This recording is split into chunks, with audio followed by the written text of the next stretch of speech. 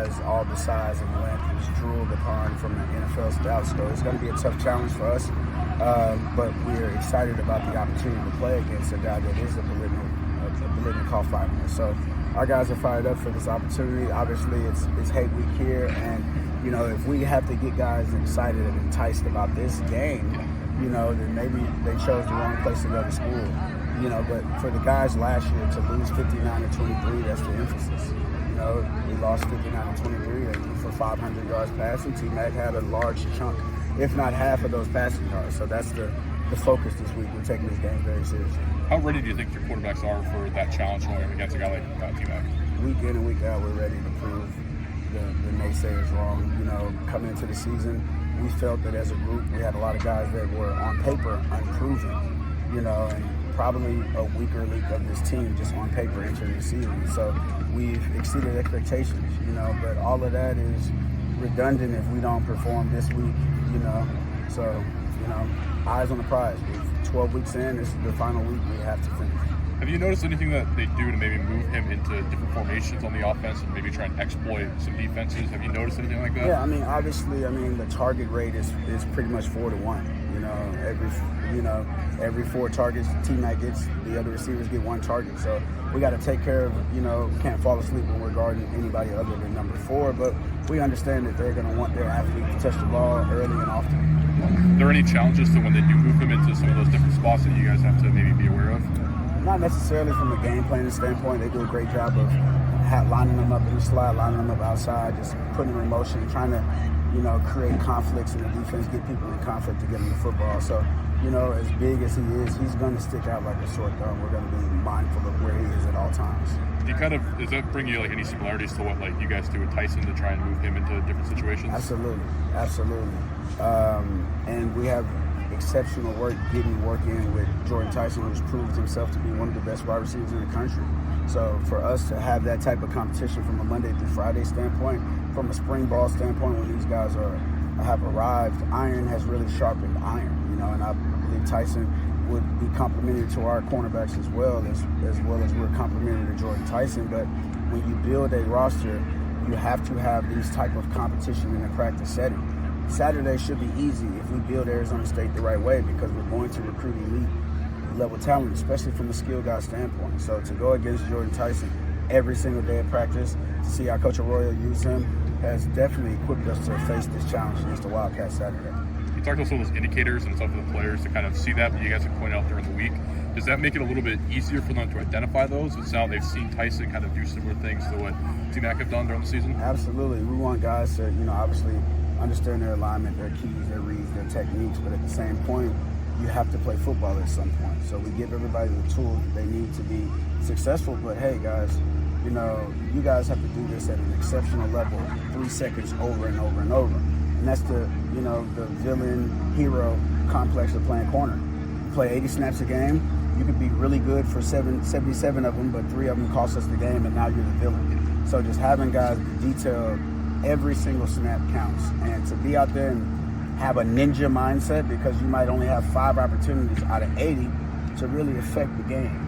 So just making sure that our guys are equipped to where when you get one of those 5 opportunities, you can catch a pick like Jaden Robinson, you can catch a pick like LT versus UCF. But guys have to be ready for those moments, because at some point, you're going to get a few moments to affect the game. Speaking of moments, when you obviously talk about last year's game, for the guys that went through it, obviously schedule comes out knowing they're playing in circle, but what is it about, in your eyes, rivalry games? Because I know you always hear the old adage, like, it doesn't matter about records, but for rivalry games, in your eyes, what is it about that again, that make them so close in such battles that maybe if one team, in some people's eyes, isn't up to par? Selfishly, being on the other side, if I was on the other side, I would view this game as a Super Bowl.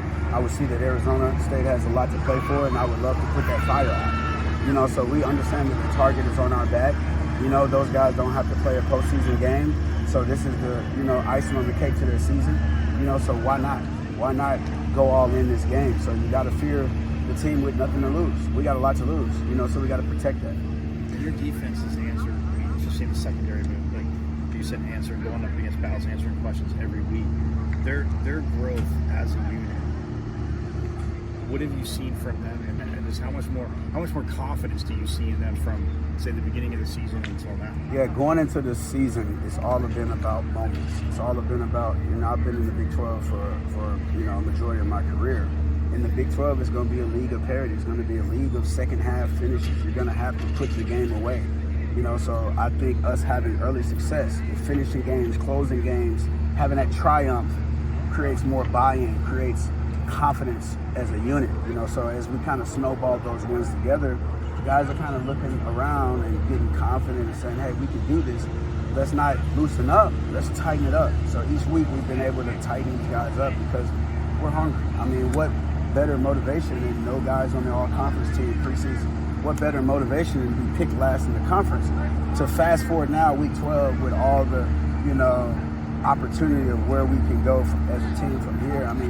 Everybody's all in at this moment. Speaking of those, kind of that second half response, the last couple of weeks, kind of a similar script, strong first halves, and then kind of the opponent making a run in the second half.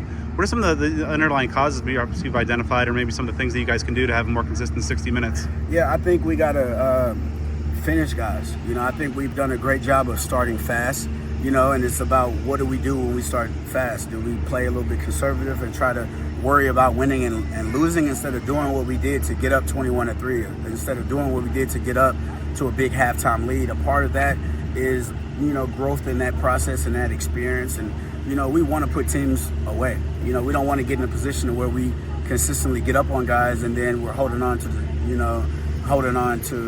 the seat of our pants in the second half. So guys have to have the mindset that nobody in the Big 12 is going to quit.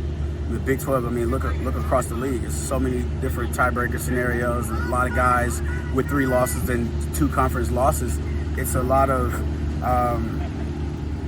fourth quarter matchups. Guys have to finish. No team in the Big 12 is gonna lay down.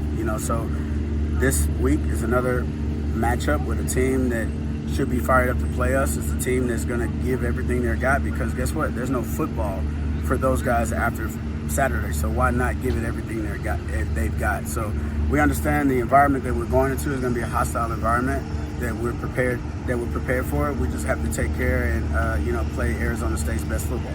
Kenny's really talked about one day about this team has to kind of learn to close teams out and kind of kill them in the fourth quarter. You've been around the Big 12 for a majority of your career. What goes into teaching and for them to learn how to do that? Yeah, you got to make teams tap out. Once you get a padded lead, maybe you should play a little bit more aggressive. Maybe you shouldn't play conservative.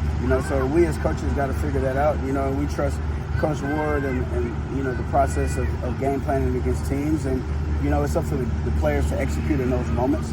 And we've had success at other places. Oklahoma State, we did a good job of kind of putting those guys away. And it's just capitalizing off of those moments. Offensively.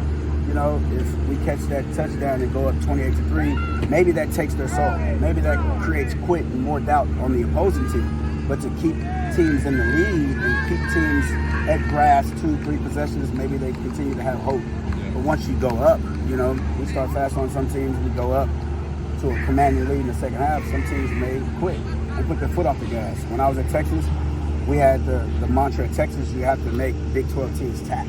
In the second half, you have to make teams say no more, no mas, and we have to get used to doing that to teams, So to be in year 2 and to be where we are right now is exciting, but we're still trying to build this program, and we're getting there.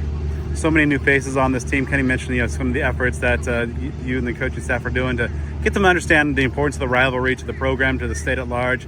How do you feel your group is kind of, understanding, what this game means, not just for the program, but yeah, this game means everything, to these guys, especially the guys that were on the team last year that kind of experienced it. And we were able to experience shame at home. Imagine losing that way on the road. It'd probably be a little bit more embarrassing because you got to deal with the fans and the crowd and the chaos, but there's no better feeling defensively than to step on enemy territory and be hostile and we come out victorious. That's why you play the game of football. When defensively, selfishly speaking, when we go on the road in a hostile environment, when we're on the field, the offense is quiet. So we get to focus, we get to communicate, we really get to, be on our P's and Q's. Home games playing defense is utter chaos, which is good. We want to put them in chaos, but from a communication standpoint, it gives us a little hardships to where we got to make sure that we're on point. But defensively, there's nothing better to play defense on the road in another team's stadium in a hostile environment. I mean, that's why you play the game.